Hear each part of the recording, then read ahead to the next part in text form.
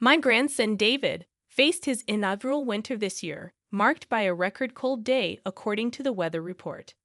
Concerns for David and his mother, Yvonne, crept into my thoughts. I worried that the frigid night might have taken a toll on her health. In an attempt to quell my unease, I sent Yvonne a message on my smartphone, asking about their well-being and urging them to guard against catching a cold.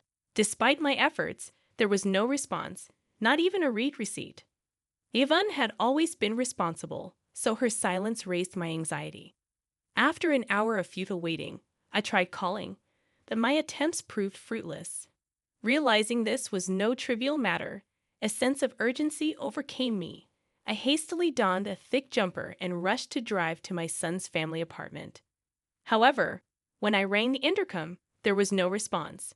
Fearing the worst, that Yvonne might have collapsed inside, I persuaded the building manager to open the door. The apartment was shrouded in darkness, with only faint street lamp light seeping in. Searching along the wall, I fumbled for the light switch, but my repeated attempts yielded no illumination. Anxious and irritated, I resorted to using my smartphone's flashlight to explore. "Yvonne, are you there?" I called out, wondering if they were simply out. Just as I contemplated leaving, a faint cry echoed from the bedroom, prompting me to rush towards it. In the bedroom, I found Yvonne shivering from the cold, desperately wrapping newborn David in a sheet to keep him warm. To my shock, I noticed Yvonne's once long, proud black hair was now chopped off, almost completely shaved. Bewildered, I questioned, "What happened here?" "My name is Mary Smith," a 61-year-old woman who had worked as a hairstylist for many years, running a salon out of my home. My husband and I had started the salon together, but he passed away from cancer when our son, Harry, was young. Despite the challenges, I raised Harry single-handedly. He often skipped school and got into trouble, leaving me to wonder if my parenting played a role. One day, Harry surprised me by expressing a desire to become a hairstylist.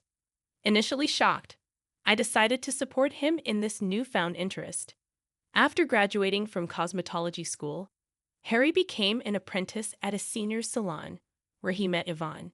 Their relationship blossomed, and soon Harry proposed to her, declaring his intention to marry. Meeting Yvonne, with her long black hair and bright smile, left me instantly liking her. A year after their marriage, Harry aspired to start his own salon. Despite his relatively short time as an apprentice, he exuded confidence as a hairstylist. Yearning to establish my own space and showcase my skills, I felt a tinge of concern. Drawing from my experience, I understood the challenges newcomers face in the industry.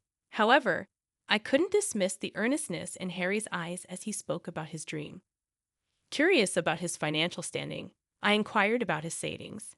Harry shared his bank book with a troubled expression and a sigh. Despite having a stable income, Harry's spending mirrored his earnings, leaving him far from accumulating enough to launch his own business. He had been squandering a significant portion of his earnings on leisure activities. While I contemplated advising him to reconsider, I chose to reassure him, saying, "Don't worry about the money. Enjoy indulging yourself." Perhaps it was my way of compensating for the loneliness of my fatherless upbringing. Confiding in my late husband's portrait, I revealed that I hadn't touched the life insurance money he left behind, reserved for Harry. Consulting with a knowledgeable regular in real estate, we identified a perfect property, an old barber shop that had recently retired due to old age.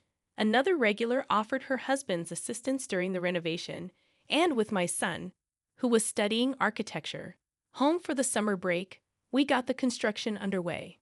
Upon receiving approval from the health department, the salon opened surprisingly quickly. Grateful for the support, I acknowledged that setting up the business wasn't something I could have accomplished alone.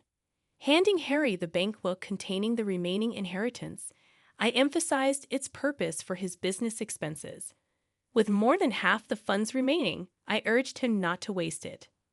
Harry chuckled in annoyance, assuring me he understood, and Yvonne, with a bright smile, promised to keep a close eye on his spending. With Yvonne's help, I felt relieved from worries and decided to oversee their business from a distance. However, my optimism waned as Yvonne occasionally updated me on their progress. 3 months after the salon's opening, she confided that Harry seemed disengaged, causing a decline in customer satisfaction and a loss of clientele. Perplexed, I couldn't fathom what had changed so rapidly. Yvonne explained that Harry, initially confident that his skills alone would attract customers, had overlooked the importance of customer service in running a salon. Realizing that Harry lacked this fundamental understanding, I grew concerned about the future success of their venture. So, what's Harry up to now? Yvonne explained that he's frustrated about the lack of customers and spends his days drinking. She expressed concern that if he doesn't get his act together, they'll lose even more clients. Currently, she's handling the existing customers, but with the continual drop in reputation, the business is on a downward spiral.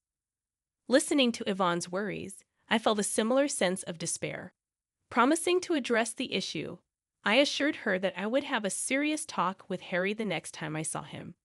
Grateful for the support, Yvonne bowed deeply, brushing back her long black hair. Trying to lighten the mood, I complimented Yvonne on her stunning hair, and she proudly shared that she had been growing it out since middle school for hair donation. She explained that it involves making wigs from real hair for children who have lost their hair due to congenital diseases, illnesses, or accidents. Yvonne had been growing her hair with the intention of donating it to organizations involved in this cause, expressing the joy of being able to help someone. Moved by Yvonne's passion and dedication, I commended her for such admirable actions, especially considering her young age. As the conversation unfolded, Yvonne revealed that 6 months into her marriage with Harry, she became pregnant. Despite being conscientious and hardworking, she continued working at the salon until the last month of her pregnancy, supporting the family while Harry's attitude worsened. Feeling my own shortcomings as a mother, I decided to check on their salon one day after finishing work early. I encountered Harry as he was about to leave for a drink, dismissing the lack of customers as normal. Attempting to make him realize the impending fatherhood, he shrugged it off and left. Inside the salon, I found Yvonne cleaning the floor, having managed just one customer that day. Despite her exhaustion, she smiled brightly. Concerned about her well-being, I sternly emphasized the importance of proper nutrition, especially for the baby. Yvonne teared up and thanked me, expressing gratitude for the support. Learning from Yvonne that the salon was struggling and Harry was spending money recklessly, I couldn't help but feel that giving him the bank book was a mistake. The situation seemed dire, and I couldn't shake the frustration and disappointment in Harry's lack of responsibility during such a crucial time. I found myself regretting my decision. Despite being occupied, Yvonne never neglected her hair care. As she gently stroked her belly, she expressed her desire to teach her child the joy of helping others. It dawned on me that I wanted to support her, especially since my son wasn't contributing much. Recognizing my shortcomings in raising my son, I decided to assist Yvonne at their apartment. Acknowledging the inconvenience, Yvonne would apologize, but I assured her not to worry and encouraged her to focus on the baby. I felt responsible for not raising my son properly, leading to Yvonne's suffering. It seemed like my way of atoning for my past mistakes. Towards the end of summer, Yvonne went into labor earlier than expected, and she was rushed to the hospital.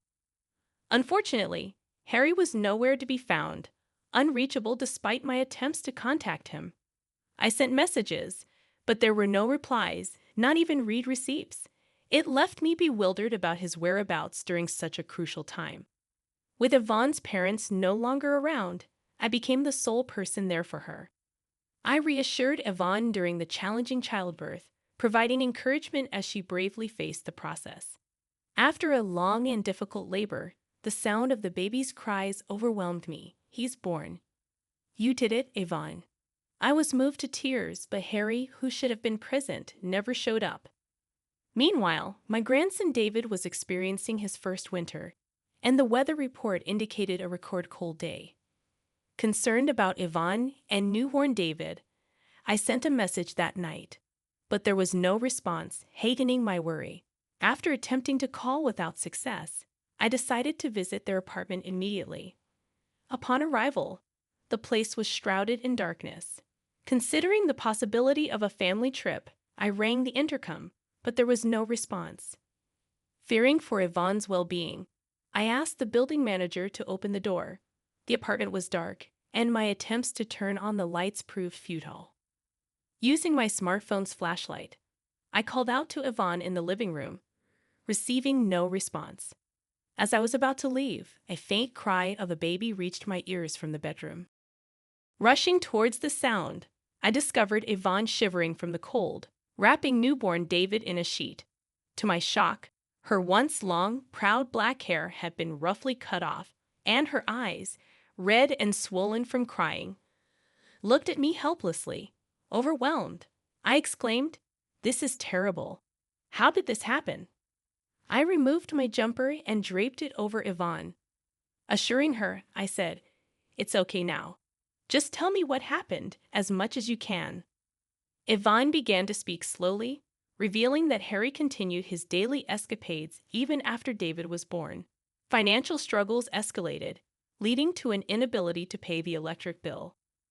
Yvonne, unable to tolerate the situation any longer, scolded Harry, hoping he would become a more responsible father. However, her pleas fell on deaf ears. In a fit of rage, Harry grabbed a pair of practice hair-cutting scissors and started cutting off Yvonne's hair. Initially resisting and telling him to stop, Yvonne ceased her resistance, fearing any further struggle might accidentally harm David. Harry mocked Yvonne, stating, "Now you won't be able to show your face in public." I was left speechless at my son's cruel actions. Yvonne apologized, blaming herself again, but I reassured her, expressing that it was not her fault. I hugged Yvonne tightly, tears streaming down my face. The whole situation was a result of my overindulgence in raising Harry. My heart burned with shame and anger at my own failings and my son's inability to empathize with others. Taking a deep breath, I called Harry. "Hey, Mom, long time no talk. What's up?" Harry responded casually, and I inquired about Yvonne and David's well-being. There was a brief pause in his voice, and he claimed they were in Hawaii and would be back next week. Despite knowing he was lying, I responded positively. Reflecting on the years of taking care of Harry after losing my husband, I felt profound disappointment. Harry's careless use of his father's inheritance and mistreatment of his family shattered my expectations. A week later, Harry called me cheerfully, announcing his return from Hawaii. Pretending to be the caring son, he mentioned souvenirs, but my heart was no longer deceived by his act. Informing the building manager of my plans, I decided to take Yvonne and David back to my house. I made calls to every possible place. An hour later, Harry called, announcing his arrival at the airport. Despite his cheerful demeanor, my heart was wary. When a taxi pulled up in front of the apartment, Harry, displaying tan lines from sunglasses around his eyes, struggled with the key, realizing it wouldn't fit the lock. Frustration etched across his face. He exclaimed, "What's going on here?" I approached him quietly from behind, wearing a smile that masked the boiling anger in my heart. "Did you enjoy your trip to Hawaii?" I asked, trying to keep my tone light. Harry's relieved expression shifted as he saw me, mistaking the situation. "Mom, you're here," he said, his voice tinged with relief, oblivious to the storm brewing within me. "Listen, Mom, I just got back and tried to enter the house, but the key won't fit. It must be Yvonne's prank, punishing me for going on a trip alone," Harry explained, attempting to paint himself as the victim and blame Yvonne for their troubles. "What were you doing? I told you I was in Hawaii with my family," he continued, caught in his own web of lies. Pointing out the contradiction, I left Harry at a loss for words.